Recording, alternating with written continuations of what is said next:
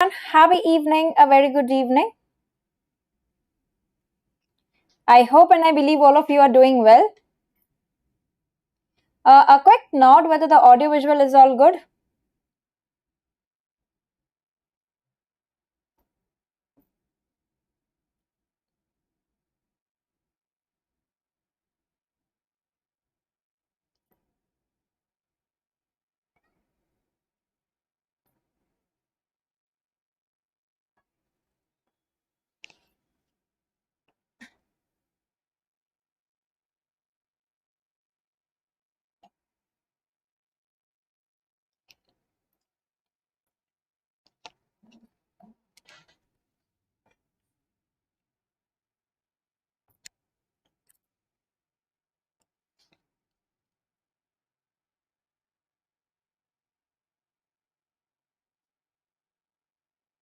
Hi, all right. So, happy evening, everyone. A very good evening. I hope and I believe all of you are doing well. And let's start with the discussion for the today topics. We have some very important topics that we need to discuss before our exam. And this session particularly I'm doing today because my instinct says maybe you'll get questions from this in the upcoming INICET exam as well, which is on 13th of November. And with the time crunch that I'm facing, so today is the day when we can actually do a live class. Uske baad before 13th seems a bit difficult, right? So let's just do that. And Vishal and everyone here, whether you are preparing for FMGE or INICET or NEET PG, this session is important for everyone, extremely important. And in this session, basically the focus would be on the subject of biochemistry. A lot of topics that were remaining to be discussed, so we are going to do that. Okay, so let's start with the discussion, everybody. I hope the Josh is high. Okay, so let's start with this one. This is favorite with the INICET, and enzyme activated by a decreased insulin glucagon ratio is. So this is very favorite with the examiners, particularly asking about insulin and its effects on the various enzymes. I'll come to your query as well. I know that many of you would be tensed, would be freaking out, thinking about how would the exam be. Now that we have the exam of the season coming up, that is INICET, I would be addressing that as well. Don't worry. Yes, Dr. Sheikh, we are doing biochemistry itself. That is Prof 1.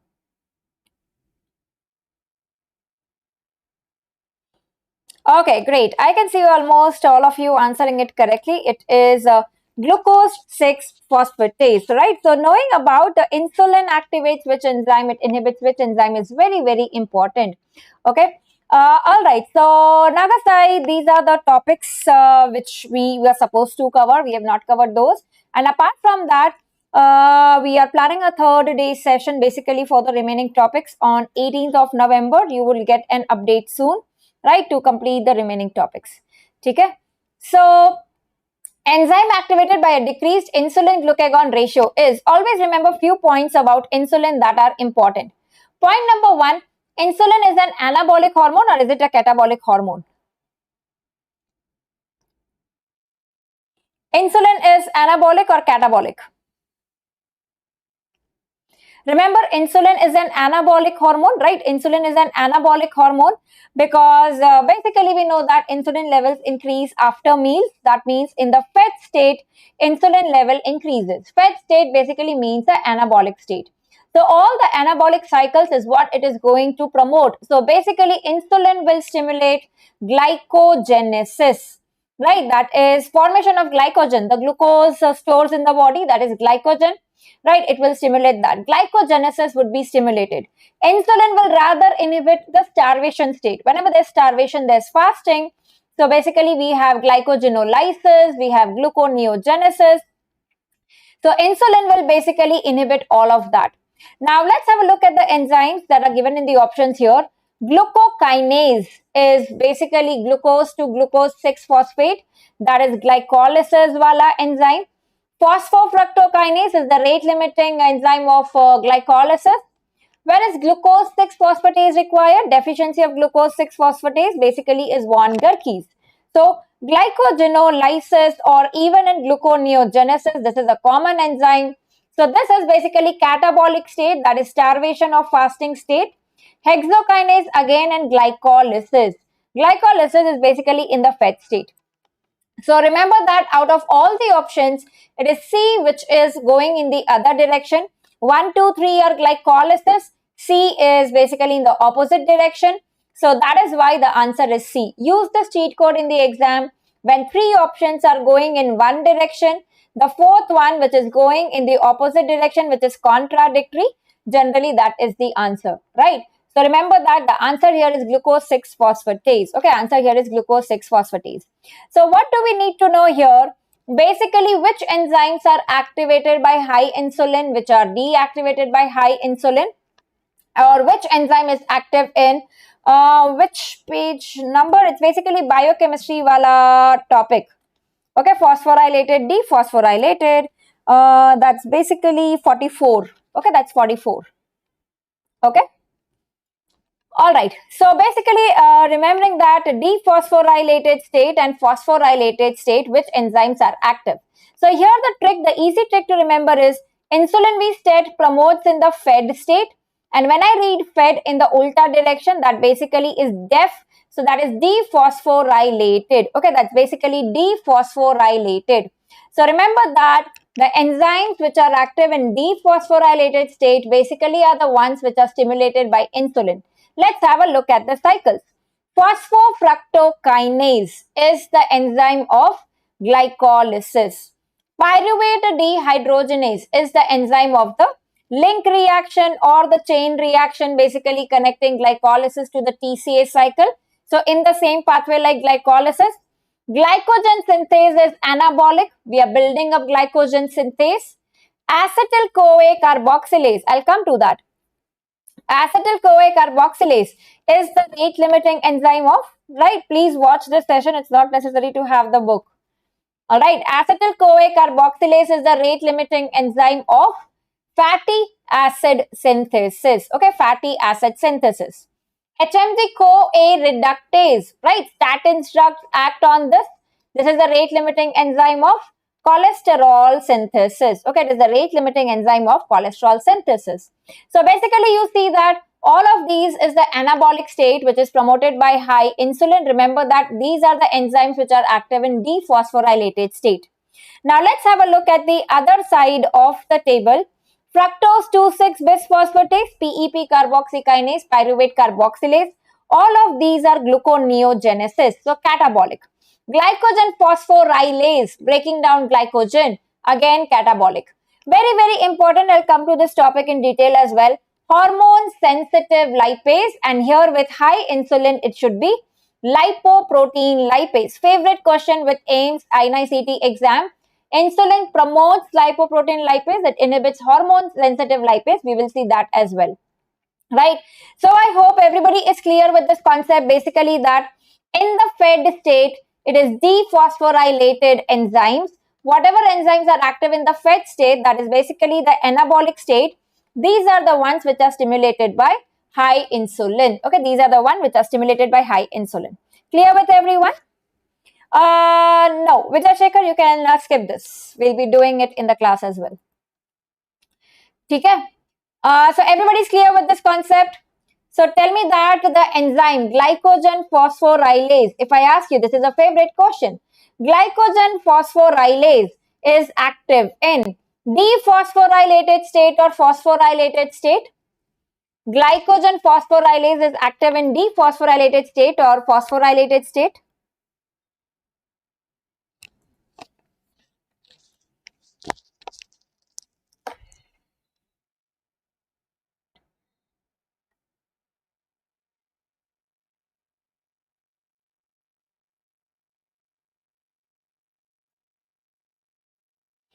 Very good. It's gonna be in phosphorylated state because this is not anabolic, this is catabolic. Okay, this is catabolic. So fed is dephosphorylated. Okay, this is starvation, catabolic. So remember, this is phosphorylated. And another one, what vitamin is required for this glycogen phosphorylase? What vitamin is required here? Anyone?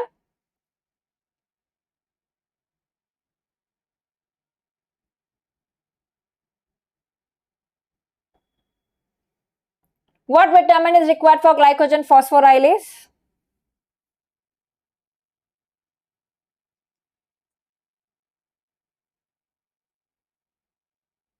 Very good, Dr. Hope. Correct. It is vitamin B6. Yes, Dr. Hope, Dr. Vikram, everybody here.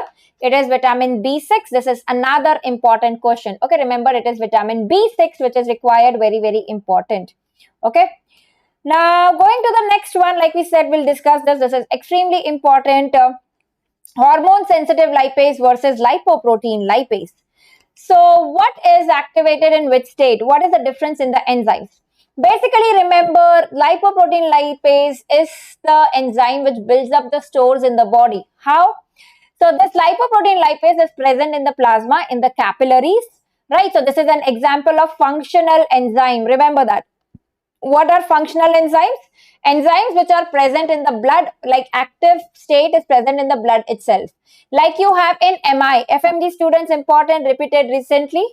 In MI, what LDH increases? It is LDH1. So the flipped is basically LDH1 becomes more than LDH2 in MI. Why? Because the LDH1 from the heart, the H4, it is released out of the dead cells in MI from the heart. So the LDH levels increase. So basically these enzymes increase when they come from the tissues into the blood. Functional enzyme is an enzyme which is active in the, which is present in the blood itself. It's active in the blood itself. So basically it is present in capillaries. How does it build up the stores? Is by hydrolyzing the triacylglycerols, the triglycerides basically in chylomicron and VLDL, which have very high triglycerides level. So basically this LPL, lipoprotein lipase, breaks down chylomicrons and VLDL, and the stores, they are deposited in the adipose tissue. So basically lipoprotein lipase is anabolic, right? It is building up the stores. So it will be stimulated by insulin. It will be active in the fed state. Opposite is hormone sensitive lipase, which is stimulated by fasting. So the stores breakdown happens. It hydrolyzes triacylglycerols in the adipose tissue. So from the adipose tissue, basically it comes into the blood. So this is active in the fasting state, and the opposite of insulin is glucagon. So glucagon stimulates this hormone sensitive lipase, and remember it is present in adipocytes. Okay, it is present in adipocytes. So lipoprotein lipase in the blood, and you have HSL which is in the adipocytes. Hormone sensitive lipase basically is in the adipocyte. So remember, lipoprotein lipase is insulin promotion. Okay, insulin promotes lipoprotein lipase. You can remember like this: lipoprotein lipase, LIP. Insulin promotes lipoprotein lipase. The LIP, insulin promotes lipoprotein lipase. Okay, clear with everyone? This topic is again very, very important, HSL and LPL. All right. Now, going to the next one, basically the relation of vitamin B9, that is folic acid, and basically vitamin B12.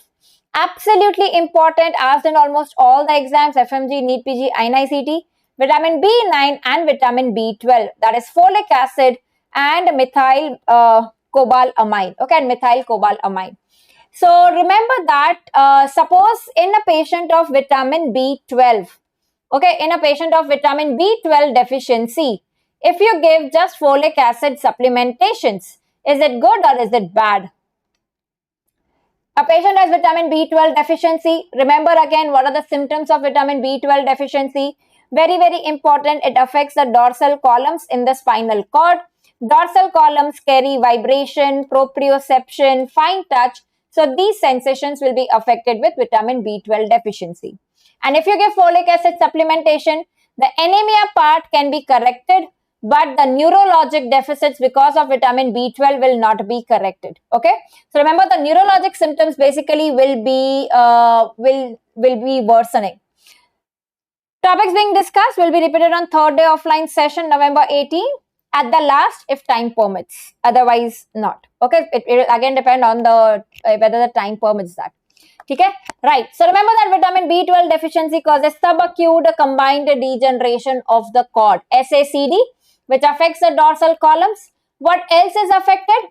Remember in SACD, if you are asked what tracts are affected, what tracts are not affected, remember the SCD, that is spinocerebellar tract, the corticospinal tract, and the dorsal columns are affected. Okay, and the dorsal columns are affected.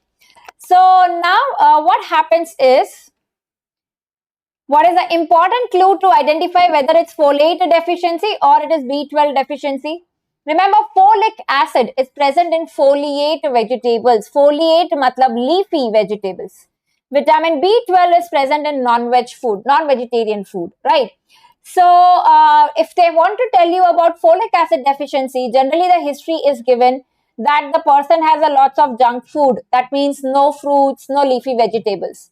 For vitamin B12 deficiency, the clue in the question is vegetarian, a pure vegetarian person. So, vegetarian is basically the clue for vitamin B12 deficiency.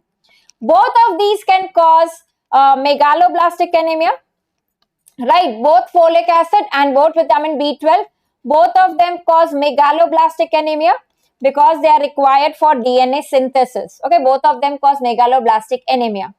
Plus, what is the other thing that both of them can cause? Remember, the other thing that both of them can cause is also homocysteinuria. Okay, also homocysteinuria. B12 is the only one where you will have neurologic symptoms. Folic acid will not have neurologic symptoms. So remember that supplement folic acid can prevent macrocytic anemia. So that means the B12 deficiency will be hidden and nerve damage ho sakta hai. Folic acid, when we eat from the food, basically it is converted into the active folate. What is the active form of folic acid? It is tetrahydrofolic acid. Okay, so basically it is tetrahydrofolic acid. So this active folate is basically tetrahydrofolate, and this cannot be made if vitamin B12 is deficient. Okay, so that's why there is macrocytic anemia.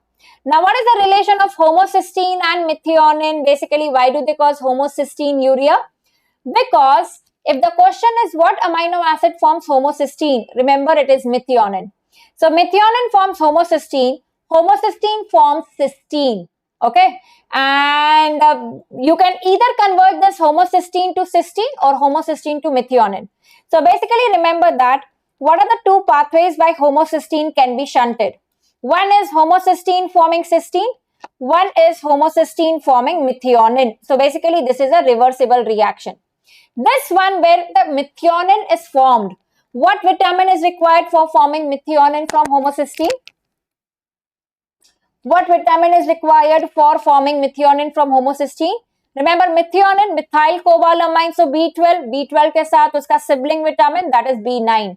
So folic acid and B12 are basically required for forming methionine. Homocysteine to cysteine, remember cysteine is like 16. So 6, it is vitamin B6 which is required. So when we say it is homocysteinuria classical one, it is this step which is affected, vitamin B6 dependent. Remember the enzyme is cystathionine synthase. Okay, the enzyme is cystathionine synthase. So this is classical homocysteinuria is B6 deficiency. Homocysteinuria can be due to B9 and B12 deficiency as well. Remember that, very, very important. So homocysteine basically forming methionine requires B12 and folic acid.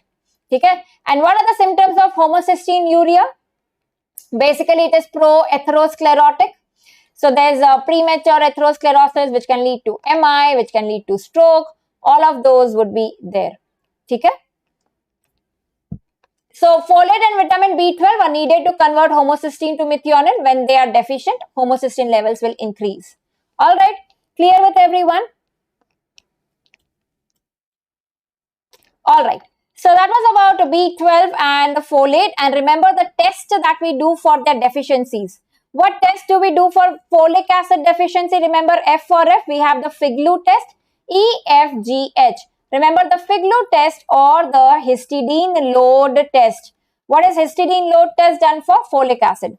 B12 ke liye, it is methyl cobalamin. So remember the levels are methyl malonic acid levels. Very, very important. FMG students, all students make note of it. Increased methyl malonic acid levels are basically suggestive of B12 deficiency. Okay, they are suggestive of B12 deficiency. Okay. Now, this is I recently discussed in one of the NF100 episodes. Quickly, I'll tell you the revision of the lines. The Lineweaver work plot enzyme inhibition. If the lines are crossing, Crossing, remember, is competitive. Okay, crossing basically is competitive inhibition. Okay, that is competitive inhibition. When the two lines are parallel, like parallel lines just connected by the curve, so that is uncompetitive. Okay, that is uncompetitive. And when you have the V shape, basically the lines forming a V, remember the V is basically non-competitive. I write the V like this, Sida V, Ulta V, basically it's like N. So remember it is non-competitive. Incompetitive, remember KMI. The KM increases, you can write competitive as K. So KM increases, Vmax is unaffected. Uncompetitive, it is the opposite. In non-competitive, in uncompetitive, both are reduced. In non-competitive, it's the opposite of competitive. If the graph is given like this, the one which is competitive, it reaches the level of the primary, the normal enzyme. They both compete. That means competitive is at the same level. Non-competitive means with something with which you do not compete. So that is non-competitive inhibitor. Okay, so non-competitive down, competitive reaches the same height. Height basically indicates Vmax. So in competitive, the Vmax is same. In non-competitive, the Vmax is decreased. Okay, so remember that point, very, very important. Competing, you compete with someone who gets the same maximum score in the test, right? The grand test. Non-competitive means the grand test score down, so you don't compare with them. So basically, Vmax is down. Okay, Vmax is down. Okay? Everybody clear? So remember, competitive cross, uncompetitive parallel, non-competitive is V-shape. That's it.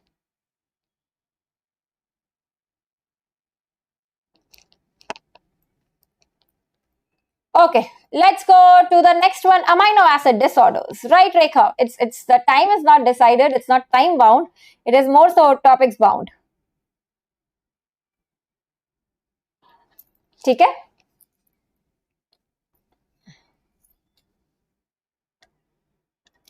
So phenylketonuria, quickly tell me about these amino acid disorders. Expect at least one question on these disorders in your exam.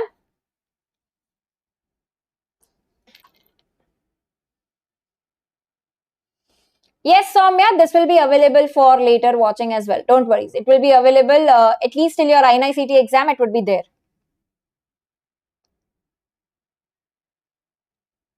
Okay. Chalo, start kare everyone. How's the Josh? Everybody is understanding biochemistry. So the topics that we have discussed so far.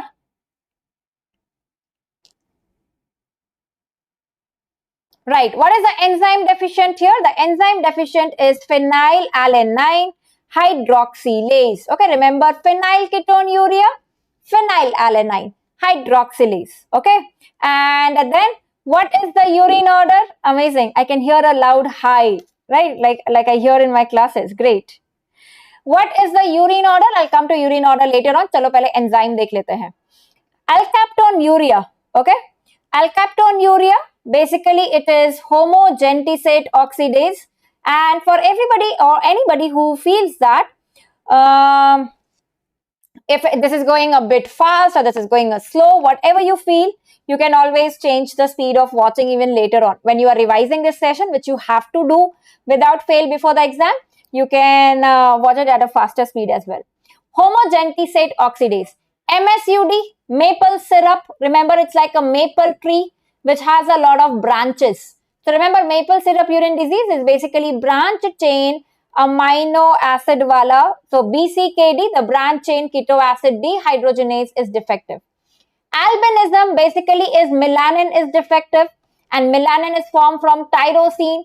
So basically this is tyrosine wala. So the enzyme is tyrosinase. Okay, the enzyme is tyrosinase. Homocystinuria, write it as homocystinuria. So basically it is cystathionine or cystathionine synthase. We just now saw that it is cystathionine synthase. Tyrosinemia type 1, F is first. So remember it is FAAH, fumarate acetoacetate hydrolase. First wale mein the enzyme deficient is FAAH. 2 wale mein the enzyme deficient is T wala, that is tyrosine aminotransferase. So remember it is TAT, tyrosine aminotransferase. fumarate, acetoacetate, hydrolase, F in first. Urine order in phenylketonuria. Remember, here the urine order is F is for M and M is for F. That means basically in phenylketonuria, it is mousy or musty order. In trimethylamine-urea, trimethyl M, it is fishy order. One of the recent exams had a question on this. So fishy order is trimethylamine-urea. So this is mousy or musty order. Alkaptonuria, basically very, very important point. It is black urine on standing. On standing, the urine turns black. Maple syrup, syrup is like sugary wala. Caramel या burnt sugar is basically the odor with maple syrup urine disease. ठीक है, तो ये urine वाले ये important है. Phenylketonuria, what are the key words to diagnose phenylketonuria? Very, very important. There would be mental retardation, low IQ, delayed development, plus fair skin is also there in phenylketonuria, right? Blonde hair, that is what the history is. Blonde hair, delayed development, all of that.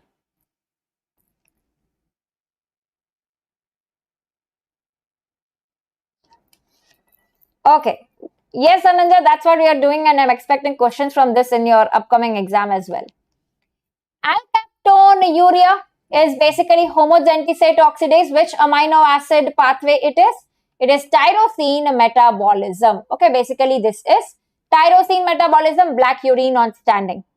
MSUD, which are the branch chain amino acids? Again, one of the recent questions. Even NEET had asked a question on that. Yes, thank you for reminding, Anjali. Ochronosis is an important history in alkaptonuria. Ochronosis, that is cartilage pigmentation, pinna ka, nose ka, cartilage pigmentation. The patient is at risk of developing arthropathy. Okay, arthropathy, intervertebral disc calcification, all of that. Which are the branch chain amino acids? Anyone? Which are the branch chain? Remember, yes, it is live. So when we are living, when we are live, we branch into generations, various generations. So remember LIV, that is valine, I for isoleucine, and remember L for leucine. Remember L is not lysine. जैसे isoleucine है, वैसे leucine है. It's not lysine, which is a branch chain amino acid. So basically, these should be limited in maple syrup urine disease. They should not be given in the diet because your metabolism is affected. So remember leucine, isoleucine and valine.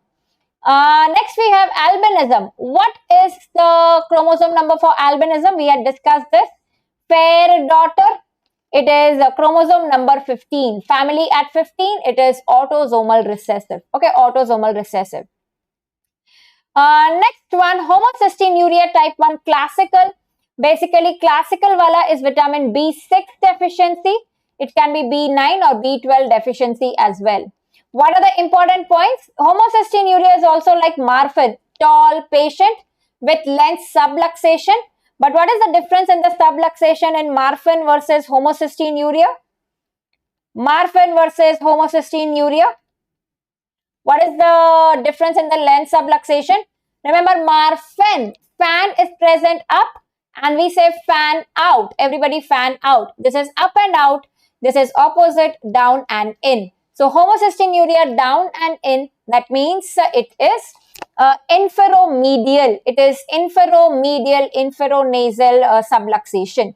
Very, very important. Here it is down and in. There is history of premature, that is in young patient, there is MI. It's a prothrombotic, pro-atherosclerotic state. Very, very important. Tyrosinemia type 1, basically tyrosinosis, is the one where the patient, the neonate, the child is at risk of developing what cancer? Remember, it is HCC. Okay, it is HCC basically. All right. And then it is tyrosinemia type 2, which is two words wala, Richner-Hanat syndrome. Okay, Richner-Hanat syndrome. So in tyrosinemia type 1 is the one which is severe. There is history of failure to thrive, liver is affected, kidney is affected. It's like that. Okay? So that is about the important amino acid disorders. One question on this is expected in your exam. Very, very important. NS up and out is in Marfan, Marfans. Up and out lens subluxation is in Marfan's. Okay. All right, that is amino acid disorders, and then this is again favorite with the examiners. This Casal's necklace. Okay, the dermatitis, the pigmentation basically here. So remember, this is Casal's necklace. Very, very important. Repeated so many times. Basically, this is vitamin B3, that is niacin deficiency. Okay, so this is pellagra. This is basically seen in pellagra, that is Casal's necklace, vitamin B3 deficiency. What are the 4 Ds for pellagra? Diarrhea, dermatitis, dementia, and death. So this is the dermatitis component. Okay, this is the dermatitis component. Diarrhea, dermatitis, dementia, death, that is niacin deficiency, vitamin B3. From what amino acid this vitamin B3 is formed? Is it formed from tyrosine, methionine, tryptophan? Remember, it is tryptophan which forms niacin. Remember, tri. Okay. So basically, remember, it is tryptophan. Tri is vitamin B3. Okay, that is vitamin B3. Yes, Grace, it is for FMG also. Very, very important. So remember, vitamin B3 is formed from tryptophan. 60 milligram gives 1 milligram. Very, very important. What diet, staple diet history is given basically for pellagra? Patient eating maize. Okay, maize has the limiting amino acid wo karta hai. So deficient in the limiting amino acid, maize basically. Okay. And what are the toxic effects of niacin? One of the recent question was on this toxic effects. Remember, it causes hepatic toxicity. Niacin, basically it can cause flushing, right? It can cause flushing. So we need to do pre-medication with aspirin because this is mediated by prostaglandin. Remember, glucose intolerance, hyperuricemia, macular edema, all these are the features with niacin. Liver is affected, hyperuricemia, that's also the side effect that you see with niacin when we give for hyperlipidemia. Okay? Hepatic toxicity is important. Glucose intolerance, hyperuricemia, all this is vitamin B3 toxicity. Next one, going to this topic, that is what product is derived from which amino acid? Basically, amino acid derivatives. Tyrosine is derived from phenylalanine. The enzyme is phenylalanine hydroxylase, which is deficient in phenylketonuria. So remember that in phenylketonuria, tyrosine becomes the limiting amino acid. That means essential amino acid. It cannot be produced in the body. So tyrosine becomes essential in phenylketonuria. Melanin albinism is tyrosine metabolism. It is tyrosine. While melatonin, remember the TO is TO. It is tryptophan. Melatonin is tryptophan. Melanin is tyrosine. Similarly, melatonin ke jaise serotonin is tryptophan. Niacin, tryptophan, vitamin B3, again tryptophan. Dopamine, norepinephrine, that means basically the catecholamines are like tyrosine when there is thyrotoxicosis, sympathetic overactivity. So remember, tyrosine and catecholamines are from the same. That is basically your thyroxine hormones and catecholamines are from tyrosine. Okay, they are from tyrosine. GABA is basically formed from glutamic acid. By which reaction? Decarboxylase. Okay, remember decarboxylase, glutamic acid decarboxylase. Glutathione, tripeptide, it's a tripeptide. What amino acids for glutathione? GCG. Glutathione, glutamic acid. Thione, that means the thiol containing amino acid, which is cysteine, which is basically the active component. That is what you need to remember. And remember, another G is glycine. Okay, another G is glycine. So glycine, cysteine, which is basically the active component because of the thiol group, the SH group, sulfhydryl group, and glutamic acid. Nitric oxide, very, very important, is arginine. Arginine is nitric oxide. What is the second messenger for nitric oxide? Remember, Gane. Gane, G is cyclic GMP. Okay, it is cyclic GMP. GABA, again, is from glutamic acid. This we already discussed. Remember, it requires vitamin B6 to form GABA. That is why when vitamin B6 is deficient, it leads to seizures because GABA is decreased, excitation is increased. Creatine is basically like, remember, create magnificent results. create magnificent results, mag. So we have methionine, we have, yes, what are the amino acids are required for creatine? Methionine, that's basically the methyl donor. What else do we have? Arginine. And what else do we have?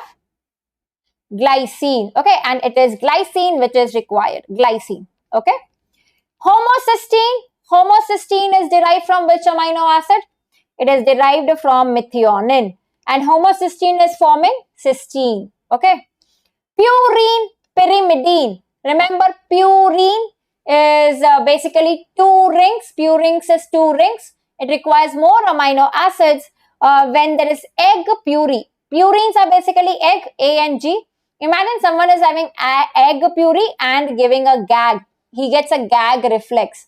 Remember, GAG, that is glycine. You have asparagine and you have glutamine. Aspartic acid and glutamine. So basically that is for purines. Out of this, glycine is not required for pyrimidine. Remember, pyrimidine, glycine is not required. Urea, very, very important. Arginine, the last step, arginase is basically urea. T3T4 thyroxine is basically tyrosine. So remember, it is tyrosine which forms T3T4, and same is for catecholamines. Histamine is basically histidine, again by decarboxylation, okay, which requires vitamin B6, okay, which requires vitamin B6. Clear with everyone? Very good. So 2 rings wala purine requires 3 amino acids, 1 ring wala pyrimidine requires 1 amino acid. So remember, urea is basically arginine, okay, urea is basically arginine. All right, clear with everyone? Basically the amino acid derivatives.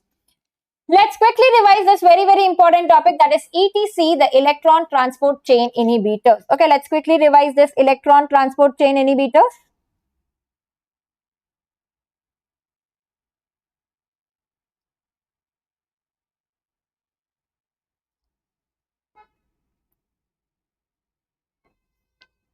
So barbiturates,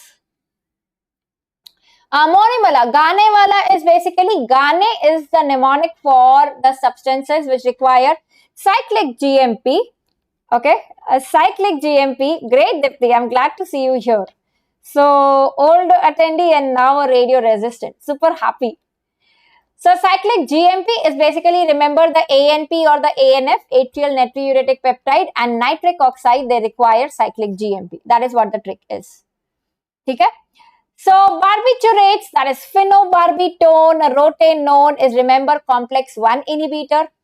Malonate is complex 2 inhibitor. We also saw that malonate inhibits succinate dehydrogenase, MSD. Malonate inhibits succinate dehydrogenase, which is basically in complex 2. Cyanide, carbon monoxide, azide, hydrogen sulfide, the IDEs are basically the complex 4. But remember, previously asked question, carbon dioxide does not come here. You have cyanide, carbon monoxide, azide, hydrogen sulfide, but not carbon dioxide. This is complex 4, not complex 3. Oligomycin, I'll basically come to that, which are the complex 3 inhibitors, 1, 2, 3, 4. Let's have a look at this. Complex 1, remember 1. Rotenone, amibarbital, that basically barbiturate, that is like phenobarbital. Pyricidine, all I, pyricidine में बहुत सारे I हैं, remember I is 1. 2 is malonate, TTFA, 2, TTFA, and remember carboxyn as carbixin. So basically it is carboxyn is complex 2. 3 is BAL, 1, 2, 3. BAL is British anti-leviside, which is basically antidote for your metal poisoning, right? So dimercaprol, it is also called as dimercaprol. So BAL, 1, 2, 3. Antimycin, you can write as N3-mycin. So remember, it is complex 3 inhibitor. All the ides, hydrogen sulfide, carbon monoxide, cyanide, except carbon dioxide are complex 4 inhibitor. So this is electron transport. Then there is oxidative phosphorylation. They both need to be coupled together. If there is something which is uncoupling them, which are the uncouplers, which are dissociating electron transport from oxidative phosphorylation. So we have natural wala like thermogenin. When the two are uncoupled, there will be a lot of heat generation rather than the ATP formation. So thermogenin. Then we have dinitrophenol, which is an artificial chemical uncoupler, right? Remember, DNP is a chemical or artificial uncoupler. Thyroxine hormones, thermogenin, basically they are physiological. Okay, they are physiological. Coming to atractyloside, remember ATRA, ADP, ATP transporter. Atractyloside basically inhibits the ADP, ATP transporter. Okay. Oligomycin, oligo means decreasing. What does it decrease? The proton gradient. So basically it blocks the flow of protons through the F0 complex. Complex 5 basically, this is like complex 5, oxidative phosphorylation. So remember oligomycin, oligo decreases the proton gradient. Atractyloside is ADP ATP transporter. Okay, it inhibits the ADP ATP transporter. Clear with everyone the ETC inhibitors? It's easy. One is rotenone, two is TTFA malonate, three is BAL, the three letters, anthromycin, four is the IDES except carbon dioxide. 5 is atractyloside and oligomycin. That basically is the ATP synthase. Oxidative phosphorylation, final step of forming the ATP. Oxidation with oxidative phosphorylation. Okay? Alright, so look at this one. Rotenone is basically complex 1, which is NADH wala. Remember complex 1 is NADH wala. 2 is the one where you see succinate. Remember malonate wala. Malonate, succinate dehydrogenase. That basically is forming fumarate. Okay, this is SDH. This is NAD wala. Anthromycin complex 3. Cyanide is complex 4. And then we have complex 5 wala oligomycin, G-boxin. Okay, oligomycin and G-boxin. Okay. Alright, so that was about the quick revision of few important topics that I wanted to discuss before your exam. And if time permits, I'll try to do other sessions, but seems very, very unlikely that we would be able to have more sessions before your NICT exam. But I will try to get beyond my comfort zone, push my comfort zone and see if I can do that. And thank you so much, Anup Sai, for that. Means a lot and motivates me to do much more. And all the students, please remember that, no exam is the end of your world or the end of your life. Whether you do good or you do good or you don't do good, you're always going to have another chance. So go to the examination hall with a relaxed mind. That is of utmost importance to increase your performance. Do not get panicked if something goes wrong in the exam. And remember, you have a huge margin of making mistakes in the exam hall. Like in NICT, out of 200 questions, you can, 120, 130 questions getting right is a good number of questions to get right and to get a good rank. So you have the margin of 50 questions that you can make wrong. So do not get panicked only at first question. You'll see ki meko nahi aa raha hai and you'll get panicked. You have a room to make mistakes. So don't over expect out of yourself because that generally leads to pressure and that affects the performance and that leads to disappointment. So don't over expect. And remember, you have a room to make a lot of mistakes, but make sure you don't make mistake in any previously asked topic. That is one thing which is important because the previously asked topics, the previously asked questions are the ones which, if made wrong, they significantly affect your ranks. Okay.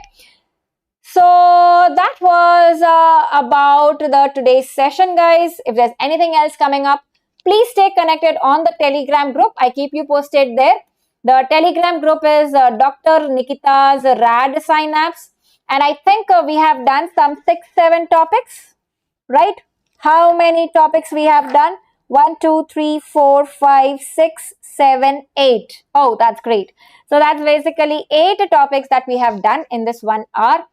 So please revise this and thank you so much, everyone. Do well and all the very best. Keep studying, keep revising and keep winning.